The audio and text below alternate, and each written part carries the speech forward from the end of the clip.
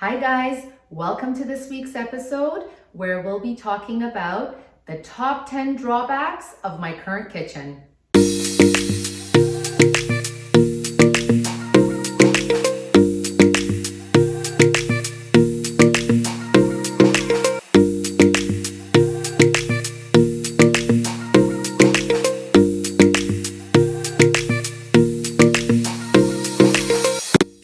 Thanks for joining me for this week's video. We're on episode 8. And as you can see, we are in our current home, in my current kitchen. And we're gonna be discussing some of the drawbacks of this kitchen. I think that will really flow nicely into the next few videos where I'll be discussing the kitchen design and the new build. Maybe perhaps people will have a little better understanding of why I chose the different design features, and it will make a little better sense, I think. And it's a lot of fun to talk about some of the things that you really want to have. So maybe that will help everybody as well if they're deciding to renovate or build their home or kitchen as well. If this is your first time joining me, thank you so much for being here. My name is Masa, and I have been doing a multi-series video about our experience of building a custom home. So I hope that you're able to catch those other episodes that I posted. I know I got a lot of great feedback from my viewers. And if you are back, thank you so much for the support. I really appreciate it. I hope you're enjoying this journey so far. Without further ado, let's get into this week's video. Number 1, cabinets that stop before the ceiling begins. So you have a space between the cabinet and the ceiling. That drives me crazy. It definitely doesn't give it that custom look. Also, you're losing a lot of space there that could be, storage space for perhaps things that we don't use as often on an everyday basis, but you can certainly, use that space. I think we can use every inch of space that we can get in the kitchen. And the other thing I don't like about it is that the dust.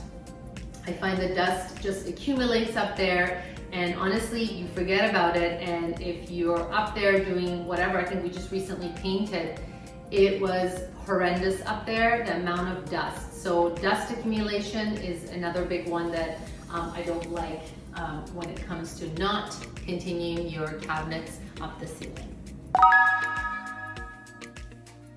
Number 2, kitchen organizers. Definitely something that I'm lacking in this kitchen. I wish that we were able to apply that earlier on. It's definitely not a hard thing to do even after your kitchen has been built, to do built-in organizers. We just took our time, and then of course by the time we thought to do it, we are leaving. So definitely gonna apply that in the new kitchen. But there's just so many options out there for organizers. You can do the platforms, the tiered platforms for cans and for different bottles, spices. You can definitely do dish organizers, Tupperware organizers, pots and pans organizers. Like, there's so many things that will make access easier and just the functionality of the kitchen better. So especially when you have kids, you just want to get at things quicker, so you're not kind of rummaging through everything trying to find the one item that you need. So kitchen organizers is a must. Number 3, I do not like the location of our dishwasher and refrigerator and oven. I find they're just so close to each other, especially the fridge and the oven, that when you are opening them and somebody is taking something out of the oven and you need something out of the fridge, you can't do that at the same time. You have to wait till the person's done with the oven. So it's definitely not functional in that sense, and we tend to get a bit of a busy kitchen going when it's dinner time, or if we're hosting family events. The other thing with the dishwasher is the way it is there's a peninsula here, so when you open the dishwasher, the cabinet, and then you can't open the cabinet doors to get into your storage space. I have a lot of Tupperware stuff here, so definitely a big issue here. they cannot be open simultaneously. Number 4, I know this has a lot to do with your space, the amount of space you have, and just how things are laid out, but I cannot, I'm not a fan of this peninsula. I just find you couldn't do an island, so you had to pop a peninsula in there, and I just find it's not functional at all. I find it closes off the kitchen, there's no flow in and out. It certainly gives you more storage space, but what we could have probably done with it is take the peninsula out and then, had some type of island go along this side of the kitchen, and probably just taken out the breakfast nook. It would have, provided more counter space for me, a workspace. It would have provided a nice seating area, and again, storage space as well. So I'm not a fan of this. I do find it messes up the flow of the kitchen. So that is my number 4 pet peeve. Number 5 is I don't have enough drawer space. I don't have enough drawers in the kitchen. I'm a big fan of drawers in general, whether it's in the bathrooms, kitchen, office. I find that you're better able to utilize your space with a drawer. Access is way easier than a cabinet. And then also just, with reaching up versus bending over and trying to get into the cabinets versus you just pull it out and you're seeing it from the top. So it's just better access and a better use of organizational space. And I definitely don't have enough of that here. I have the 2 sets on both sides of the stove. They are deep, but it's just not, conducive to how the kitchen works. Really it's just those, and then the rest are cabinets, which is a disaster. I just, very disorganized. Everything gets pushed back to the cabinets in the back of the cabinets, and I can't reach them, and end up not knowing that I have that item and think I don't, and I end up going and buying it again. So definitely drawers is a big one for me. Number 6, corner cabinets. Oh, like the word even gets me frustrated. Corner cabinets drive me crazy. You know what cabinets I'm talking about. The ones that they look like they're 2 cabinets, but when you pull them out, the handle opens into one. And it's almost like a triangle shape space, which you can't fit anything in there. It's an awkward space, it's disorganized, you can't get access into it. Oh, that is just like boils my blood. So I have 2 of those, unfortunately, in this kitchen, and they are big spaces where it's set. So it's unfortunate because it's a very awkward space to put, anything in.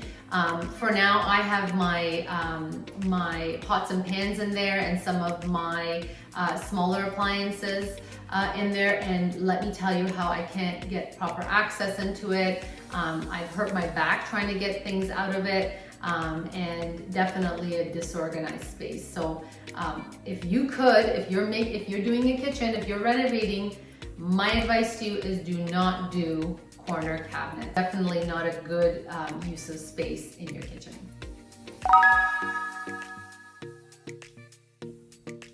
All right, guys, number 7, under cabinet lighting. Don't have it, and I need it.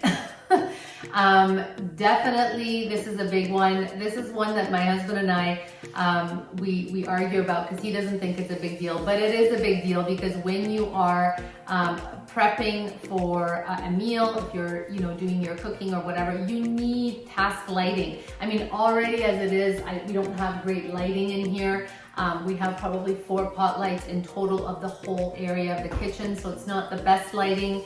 And then now we don't have under cabinet lighting, so I don't have great task lighting there. So that is a big one for me. And that's something, unfortunately, that you I mean, you could do it obviously afterwards. It's a lot of getting into the cabinets and getting into the walls and whatnot. Because if you want to do LED strip lighting, or if you even want to do pot lights, you do have to get access into the electrical spaces behind the walls. So it would be a bit more messy and difficult to do that afterwards. But if you are building and if you are renovating, oh my goodness, get those under cabinet task lighting in place. You won't be sorry. Number 8, this window. Now, I'm not saying that I don't want a window in my kitchen, but an appropriate size window. This window is so awkward. It's actually a good height. It goes pretty high, which is lovely. It brings in, a good amount of light. But unfortunately, it's a little too high in the sense of eye level. So when I'm standing here, the kids are in the pool or the kids are in the backyard, I want to keep my eye on them. I can't see anything. It's just not a good use of what should be a nice window, a nice size window in a kitchen like this. So definitely, if you are putting a window in your kitchen, make sure you can try and go as low as possible. There's no rhyme or reason why this shouldn't have been lower. When renovating, you can certainly, it's actually not hard to do, to change the size of your windows. That you can definitely apply that in a renovation. But of course, when you're building, make sure that window is large enough for full sight lines into your backyard. Number 9, our sink. The sink over the years has become such a important part of a kitchen, especially now with COVID that we're home more often. You're washing dishes more with the kids being home, and the sink has become actually a huge space in the kitchen that you need to be functional and of course a good size. My biggest pet peeve with our sink is that it's a dual, so it's a split sink. And that is a little bit more on the traditional side, but my dream would have been to have a full single sink with no walls in between, and that way I can fit big enough pots and pans. Definitely the sink is a big thing for me. Being able to have full access with larger items into the sink is a big one. So if you are, again, and actually this is one that is really easy to change out in a kitchen. Even if you're not doing a full renovation, it's not hard to change out your sink. You just have to make sure if it's under mount or oval mount of what you had previous. So, and then to match that, and you can get any style, any color now. So this is actually a really easy fix to do. I wish we did it earlier, but I guess too late now. The people next coming up to live here, I'm sure will do a big overhaul here. So definitely easy to do, to apply. And if you're building, make sure to do a single sink.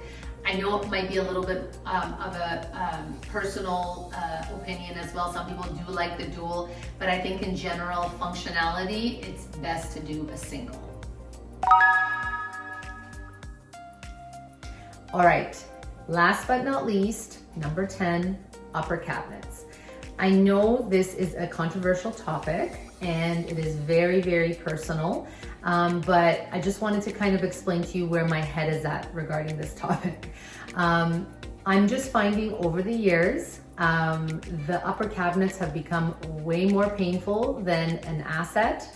I realize that, in smaller kitchens or, where you don't have the storage space, it might be difficult to, delete them out altogether because you definitely need as much space as you can.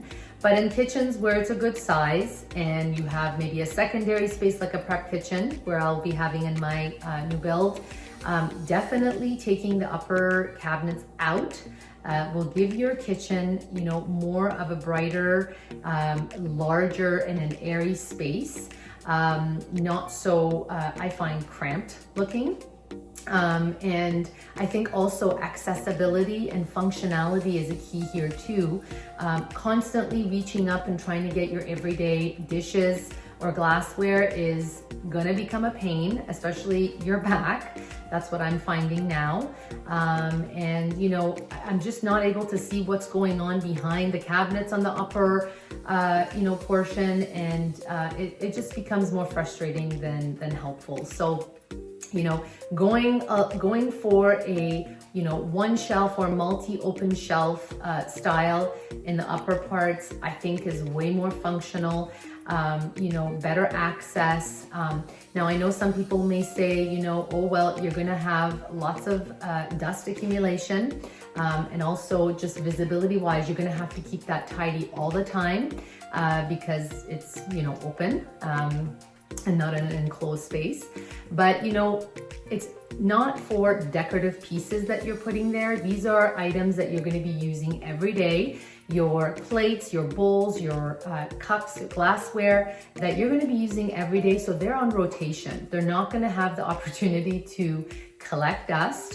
And also you're gonna be forced to have to straighten them out and tidy them because you're using them every day. So I think that's the key. I think if people are using it more for decorative pieces or even dishes that are used once in a while, yes, the dust definitely would become an issue. But if you are just keeping it to the everyday items, I think that it would work really well. So foregoing upper cabinets would definitely be on my list. Okay, I know I said top 10 drawbacks, but I had to add a bonus: soft close. Now, in my opinion, this is super important. For me, really 3 different reasons. One, the sound of a slamming drawer and cabinet drives me crazy. My poor husband, he gets griped at all the time about that because it's just the sound just gives me, makes my blood boil. So definitely don't like that slamming sound. Number 2, it actually affects the finish on your cabinets. It chips away at the paint.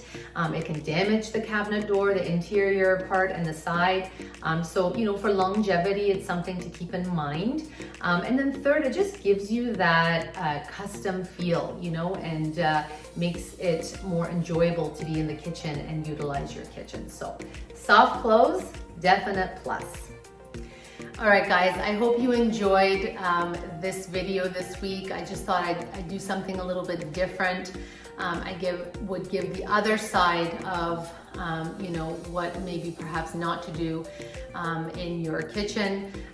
Some of the things that I've lived with for years, and now that I have the opportunity to change that and to make it more functional, I am. And I just thought to share some of those big ticket items to change in your kitchen if you can. So I hope that it was helpful.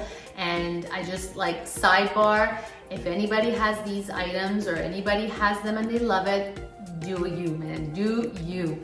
I am definitely not saying that these things are by any means, not acceptable, or that they're, not pleasing to the eye, or it's just really for me. And I know, I'm almost positive that there are a lot of people out there that have the similar ideas and similar gripes as myself. So I just figured to add to the, to the pool of that. So I just hope you're not offended by any of it.